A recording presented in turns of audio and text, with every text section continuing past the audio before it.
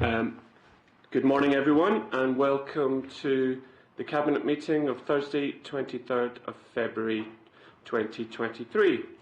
In terms of the agenda, I'd like to use my discretion to bring item 7, charging for services, to the third item on the agenda, and we'll then follow the rest of the agenda after that. So if everyone's happy with that, we'll proceed with that order. So item number 1, apologies for absence. I think we're all here. We have none, Chair. Thank you. Any declarations of interest? Nope. Thank you. So we'll move on to was item number 7, now item number 3, which is addition to charging for services, which is the outcome of the call-in discussions, and the chair of the Audit and Scrutiny Committee is going to talk to us about that meeting and their recommendations. So over to Councillor Morrison. Thank you. Thank you, Chair, and thank you for this invitation to speak to the outcome of the call-in discussions at the Audit and Scrutiny Committee meeting of 8th of February 2023. As per paragraph 9.1 of the call-in report, Councillor McLean had noted as the 3 reasons for that particular call-in as one, the main objective of charging for services within the Environment Department is to try and ensure that the costs of providing the service are recovered. Number 2, no information on the breakdown of the costs was made available prior to the call-in, whilst Cabinet were advised that the garden waste element operates at a profit, which later transpired during the discussion not to be the case. And finally, it was noted that an increase of as much as 50% in 1 year could have unintended negative consequences, such as a lower uptake than expected, reductions to recycling rates which are high for East Renfrewshire Council, and potential scope for fly tipping. The original intention of the call-in notice was to contain the increase within the rate of inflation rather than the 50% increase which was proposed. The concerns expressed over this level of increase are detailed in the recording of the Audit and Scrutiny Committee meeting and also within the papers before us, so I do not intend to repeat that to our discussion just now. I note that in line with the supplementary information provided at the call-in meeting, that cost inflation for the garden waste permit scheme is 18.3% due to increases in gate fee costs, vehicle operating costs and other associated service costs, which is in excess of the standard rate of inflation. The other dimension considered at the meeting was charging for an additional bin when requested by residents, which was agreed and not discussed further. The outcome of the meeting was that 3 members, being Councillors Montague, Ireland and Buchanan, supported the original Cabinet decision, and 4 members, being Councillors Evelyn, Wallace, MacDonald and myself, did not.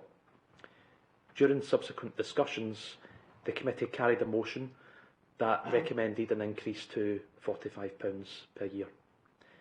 Further, a minority view was expressed by Councillor David MacDonald that the service could be redesigned, potentially to reduce the cost burden of the service and in turn help to keep costs down for our residents. Finally, as per paragraph 52C, which is on page 13 of the supplementary Cabinet papers, it was recommended by Audit and Scrutiny Committee that the system for setting these charges in future be reviewed so that the audit trail of information is clearer when Cabinet make the decision. It's now for Cabinet to decide on the way forward as per the outcomes set out in paragraph 53 of the report. Thank you for your time. Thank you very much to Councillor Morrison for coming and speaking to us today. Can I open it up to any questions from Cabinet? No. Well, first of all, thanks very much for coming and speaking to us today as Chair of the Audit and Scrutiny Committee and talking to the reports of the committee and summarising your deliberations. I don't want to go over the original Cabinet's decision or what was discussed at the Audit Committee, as you have said. That was a 2-hour meeting, and all of the issues were well explored and well documented in the report. It was good at that meeting that we heard the opinion of all members of the Audit Committee, and it is clear that opinion was divided as a result of the vote showed, with 4 voting against the Cabinet proposal and 3 in support. Now, we've discussed this report as Cabinet, and we accept that perhaps the rise to £60 was too much in 1 year, but the Audit Committee's recommended rise to £45 would result in an increased financial burden on the Council's finances when gate fee inflation is over 50% and total inflationary costs for all the services around 20%, which you alluded to when you were talking to the report. That is why we recommend, and we will recommend to Council on 1st of March, that the brown bin charges are increased to £50 per year for a 50-week service, which happens to be the same as Glasgow's newly introduced charge of £50 per year for a fortnightly service. Furthermore, a charge of £50 will mean that the net cost of this service is no greater a financial burden to the Council in 23-24 than it is in the current year. We think that is a fair compromise that I hope all Council members can support and reflects the opinions of members on a consensus basis.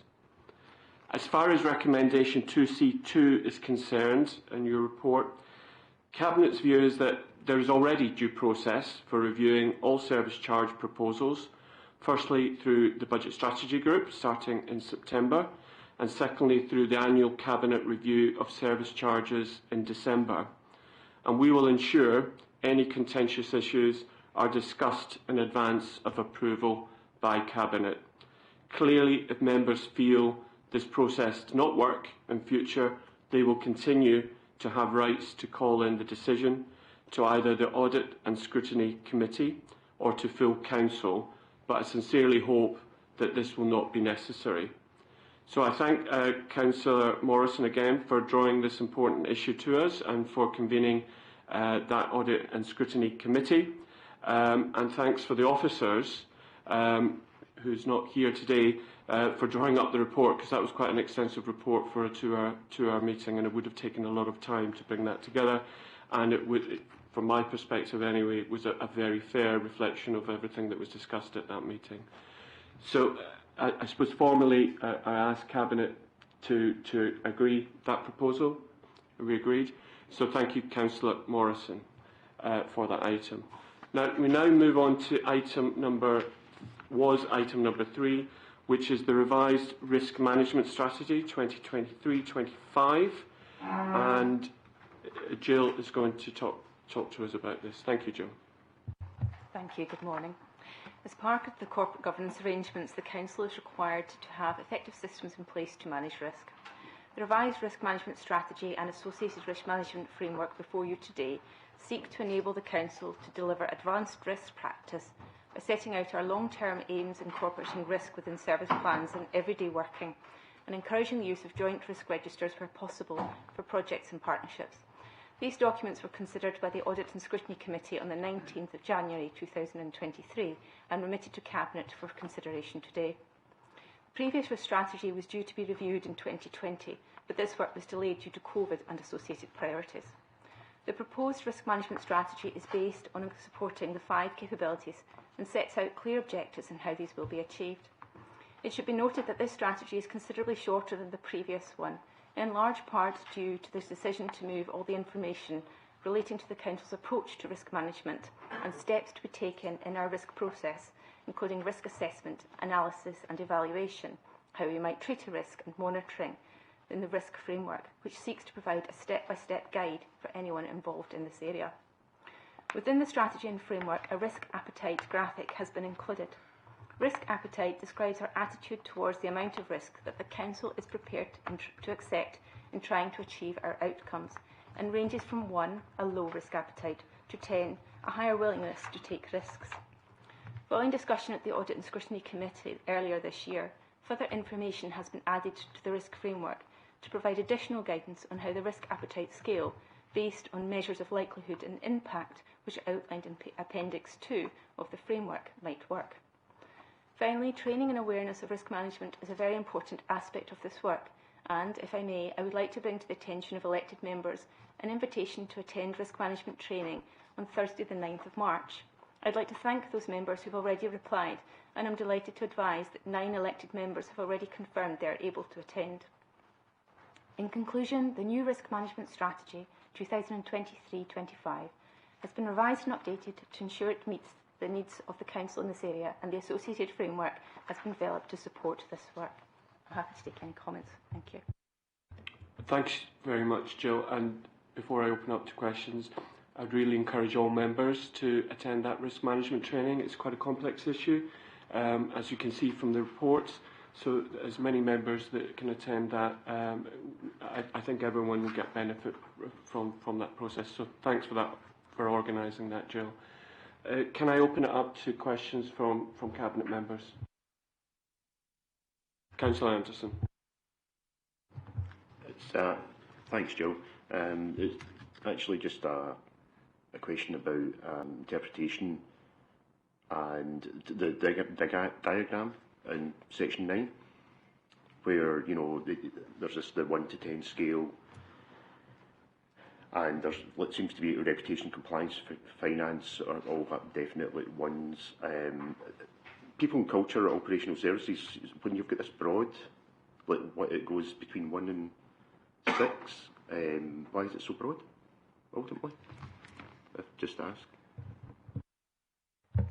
This is a historic diagram, and it simply gives an indication of the range of attitude to risk appetite across these broad areas. It would be for services to consider the work that's being done and where that would be appropriate to place it, which is why on the information in the framework there's a little bit more detail about how you might choose what would be a lower risk appetite and what you might go as a higher risk appetite.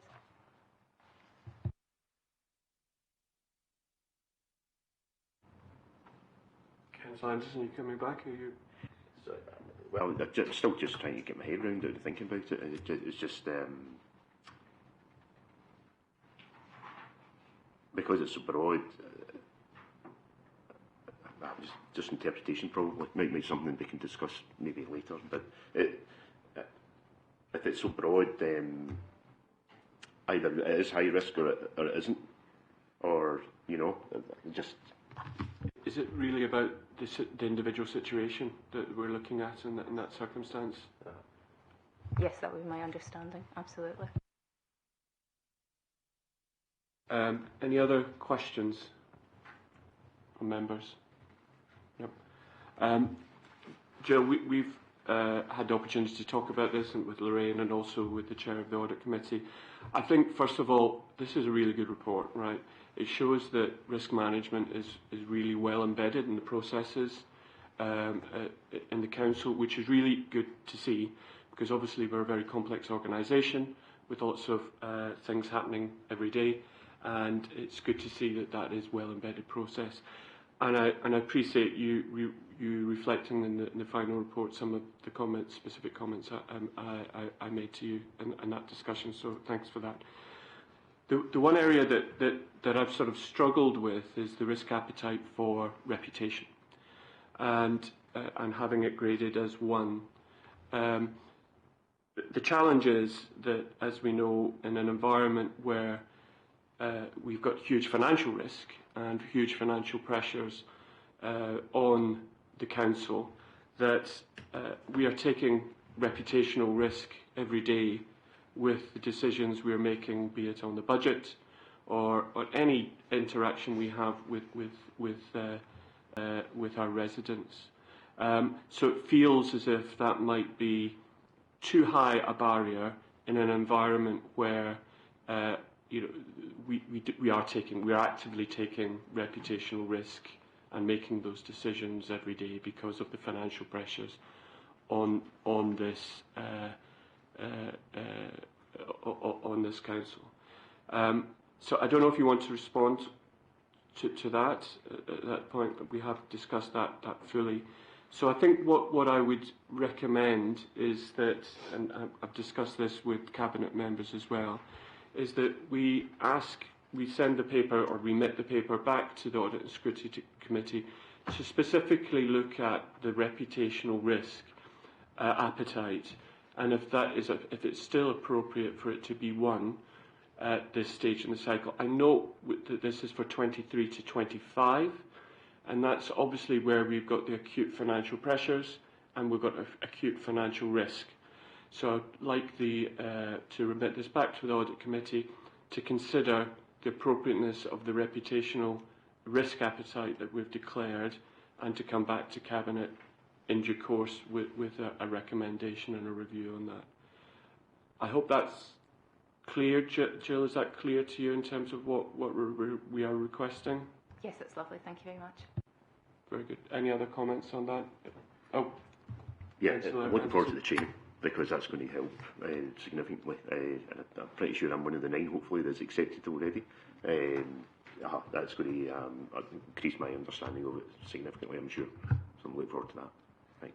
That was lovely. Thank you very much. So if I could ask Cabinet to formally approve that recommendation to remit to the Audit Committee to review reputational risk again. Okay, with that, thank you very much. We'll move on to the next item on the agenda, which is item number 4, Eastwood Changing Village, update on project progress and increased costs. And Phil Dawes will be talking to this paper. Thank you. Thank you. The purpose of this report is to update the Cabinet on the Eastwood High School Changing Village project, which is funded by the General Fund Capital Programme, and to approve variation of the contract under Section 14 of Contract Standing Orders. The project comprises internal alteration and refurbishment to improve the poolside changing facilities at the Eastwood High School. It will provide a modern changing village layout similar to the other Leisure Trust public pools. The project was deemed to be essential as the current changing facilities were inadequate in terms of disability access, and therefore it was essential it was undertaken. The project tender was accepted on the 23rd of May 2022 and work began on the 3rd of August last year. Additional capital funding of £250,000 is now required to allow completion of the planned works. The need for the additional funding has been notified to the Head of Accountancy, who will update the capital plan accordingly and notify Council as per usual procedures. If the additional funding is approved, the project is expected to reopen for swimming lessons after the Easter break. The reason for the increase is that the pool chamber wall was discovered to be of a different material than was previously thought, which necessitated a different, more expensive and labour-intensive solution to complete the pool hall. In addition, the drainage required a significant area of reinforced concrete floor to be uplifted and then replaced. None of these additional works could have been anticipated in advance without carrying out destructive investigation works, which would have necessitated the closure of the pool and the changing areas prior to the work being tendered. As noted at paragraph 12, Accountancy have confirmed that this funding request can be met within the total general capital grant available to the Council in 22-23. However, in addition to additional budget, we need to comply with contract standing orders, which is the method by which we award contracts to third parties.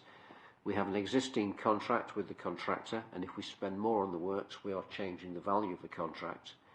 And therefore, in order to comply with Council procedures as per standing orders relating to contracts number Order 14, which is referenced in the report at paragraph 9, any desired variation in excess of the limits needs to be referred to the Chief Officer Legal and Procurement for consideration of the legal implications, and then if sanctioned by the Chief Legal Officer and Procurement, the proposed variation must be reported to Cabinet for approval prior to the variation being instructed.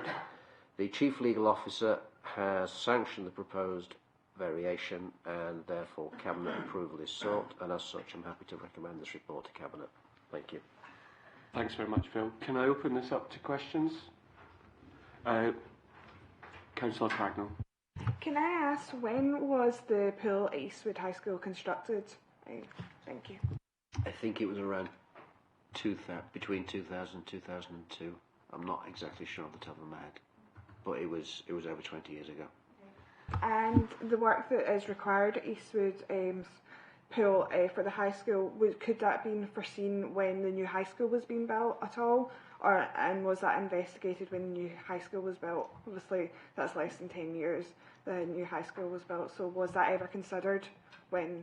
I don't think it was in scope at the time, so it wouldn't have been looked at. Thank you. Any other questions? Phil, if I may, obviously the Cabinet really doesn't have any choice in this matter, because if we don't proceed with this, when we don't have access to the pool, and that impacts the Trust's ability to make income from swimming lessons and the like. So we have to approve this recommendation.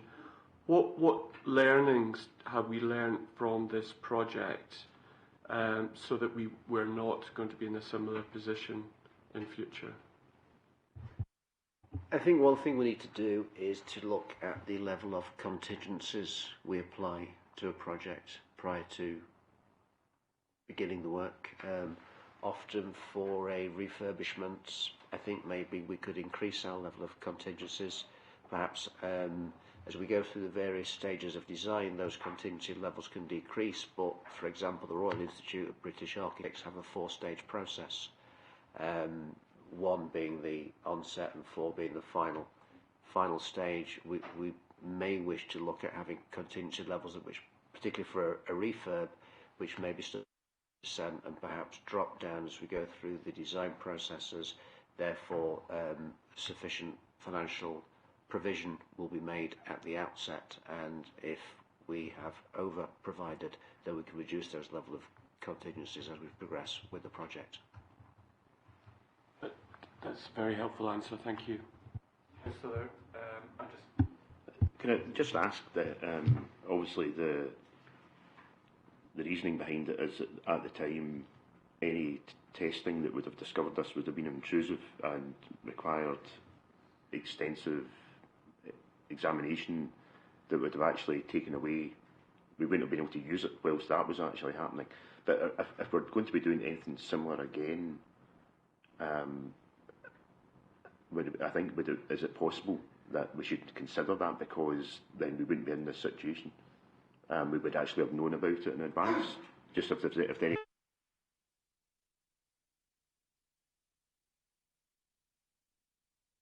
If members recall the conversation that took place about the difficulties in refurbishing a building when we're discussing the proposed new leisure centre at Eastwood, and I think Ian Marley from Hub West Scotland articulated the difficulties of, for example, if you have an existing brick wall, you don't know what's behind the brick wall.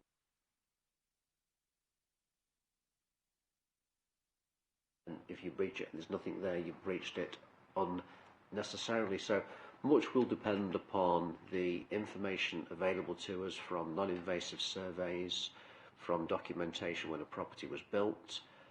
Some properties there, if they were built over 20 years ago, won't necessarily contain the level of detail that a property built today would have. So it's always a judgment call depending upon the age of the building, the nature of the problem, and the availability of information that is open to us without undertaking invasive or destructive surveys.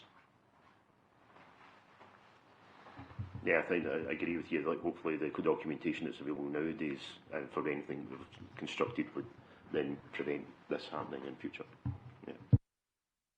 Thanks very much. So if I can go through to the recommendations. So Cabinet is asked to note the update provided on the improvements to Eastwood High School Changing Village, approve the variation of the contract under Section 14, and note the revised date for project completion. Can we agree with that proposal? Agreed. And we look forward for it to be completed and for the swimming pool to be available again. So thank you very much, Phil. Moving on to the next item on the agenda, which was item 5, East Renfrewshire Council, Greenlaw Road, Newton Mearns On-Street Waiting Order 2023. And it is Jane Corrie who's going to take this report. Thank you. Thank you. The purpose of this report is to seek Cabinet approval to make an on-street weighting restriction order at Greenlaw Road in Newton Mearns. Following road safety improvements made to the junction of Greenlaw Road and Crookford Road, which included footway widening and reconfiguration of the traffic signals to better manage vehicle movements, it has been recognised that parking on Greenlaw Road close to this junction is impacting the efficient and safe use of the junction. To address the parking problem, it is proposed to extend the existing weighting restrictions on both sides of Greenlaw Road. During the statutory consultation, 2 objections were received, and these are as detailed in the report. The length of the weighting restriction has subsequently been amended to reduce it by 14 metres to satisfy those objections. The 2 objectors were written to, asking them to confirm if they wished to withdraw or maintain their objections, but no confirmation was received from either. It is recommended that the Cabinet should approve the making of this order as detailed in the report. Thank you. Thank you very much, Jane. Any questions on this report? Thank you, Jane. So if I can go to approving of the recommendation. So the Cabinet is asked to approve the making of the East Renfrewshire Council Greenlaw Road, Newton Mearns on-street weighting order 2023. Agreed? All agreed. Thank you very much. Thank you, Jane. And I think it's Jane again. And for the final item on the agenda, which is the East Renfrewshire Council Disabled Persons Parking Places on-street order 2020, as amended, number 1. And it's Jane is going to talk to this paper. Thank you, Jane. Thank you. The purpose of this report is to seek approval for the making of the Disabled Persons Parking Places on-street order 2020, amendment number 1. The proposed amendment includes the removal of 14 disabled bays from the current order and the addition of 48 new bays, all as detailed in the report. Formal consultation on the proposed order was carried out in compliance with the Local Authorities Traffic Orders Procedure Scotland Regulations 1999, and 1 objection was received. This objection related to the proposed 2 disabled bays on Fenwick Road adjacent to the shops in Giffnock. Those 2 bays had been included in the original proposal after a request from Giffnock Community Council. The details of the objection is included in the report, along with comments from the Road Service on the objection and the proposed resolution, which is to withdraw the proposal to install the 2 disabled bays on Fenwick Road. The Cabinet is asked to approve the making of the order as now amended and detailed in the report. Thank you. Thank you very much, Jane. Can I open it up to members for questions? Councillor Pragnell. Thank you. I just have a few questions and comments. Can I ask, what is the reason for the disabled bays being removed? Is it because they're no longer used, or that I know residents can ask to get a disabled bay outside their homes, but it's not necessarily just for them, it can be used by any blue badge holder. So what is the reason for them being removed? And I welcome the additional bays on Busby Road, as there is currently a lack of disabled parking in Clarkston, and I know that I'd raised this when I was first elected last year, so I would like to thank the Roads Department for taking note on this and engaging with elected members on this case. Thank you. Thank you, Councillor Pragnell. Yeah, the removal of the disabled bays will have been as a result of them no longer being required. So we receive applications for disabled bays via the HSCP. If someone moves home, moves away, and no longer requires the bay, then they advise us of that, and that's why these 14 will be being removed. Thank you. Thank you. Thank you very much. Any other questions? Councillor Anderson. Thank you. I was going to ask about in terms of the parking in Giffnock and the High Street. Currently, there's restrictions in place. I can't remember off the top of my head whether they're applicable, 24/7, or is it during certain times, or can you just remind me about what those are, please? So in Giffnock at the moment, there's various types of restrictions. So there's no waiting, no loading at any time restrictions. There's limited waiting restrictions, which cover that only allow parking for a certain time, and then there will also be restrictions which only allow parking out with certain times of the day. So there's a huge range of restrictions throughout Giffnock at the moment. So if there was a particular area, I can certainly check for you regarding that. What I was thinking about in particular, Jane's story, was is that if someone was leaving a vehicle overnight, maybe, or something like that, what impact that would have, particularly outside the shops where they rely on that space being available for folk to pop in and out. So outside the shops is limited waiting, so you can only wait for a certain time period, so you couldn't leave a vehicle overnight, for instance. Although, having said that, there could be an exception in that if the order is such that it's only limited waiting during the working day, it could be possible that out with the normal working hours, you might be able to leave your vehicle for longer.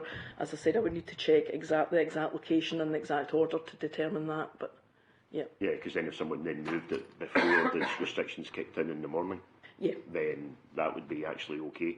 Yes, right. That's correct. It should also probably be noted that the disabled persons who have a blue badge are exempt from a lot of these waiting restrictions. So, unless the only place where disabled badge holders cannot park is on waiting and loading restrictions. If you just have a waiting restriction, blue badge holders are exempt from that, so they can park on waiting restrictions, whereas other drivers cannot. Okay, thank you. Jane, if I could come into this objection on the Giffnock disabled spaces. So it's a very clear objection, and the Giffnock bid have made some serious issues with the proposal, but also we've recently received as members an objection to the objection, which is also pretty serious and have real concerns in terms of access for disabled users. What is your recommendation on how we resolve that issue? Because it still feels as if that is unresolved to the satisfaction of certainly Giffnock Community Council. So it'd be interesting to get your views on how that can be best resolved. Thank you. So by making the order as it stands, as is recommended in the report, it doesn't preclude us then promoting another order at a future date, should it then be decided that we want to go ahead and promote disabled bays within the town centre. I think the way forward would be, as suggested by one of the local ward members, if we could facilitate a meeting between perhaps Objector and the Community Council and see if we can reach some form of compromise as to whether a bay, two bays, or bays at alternative locations could perhaps be the answer, and then we could come back to Cabinet, or after consultation, come back to Cabinet with an amended proposal. That seems a very sensible approach to me. Are members comfortable with that recommendation from Jane there? So thank you very much from Jane. I think that's a clear way forward for that, because basically it's the status quo as where we are now, but it does not preclude us coming back and having conversations with the Community Council to see if there is a way forward to deal with the issues they've addressed. So thank you very much for that. So with that knowledge, is Cabinet content with the recommendations in this paper, which I can get the formal wording?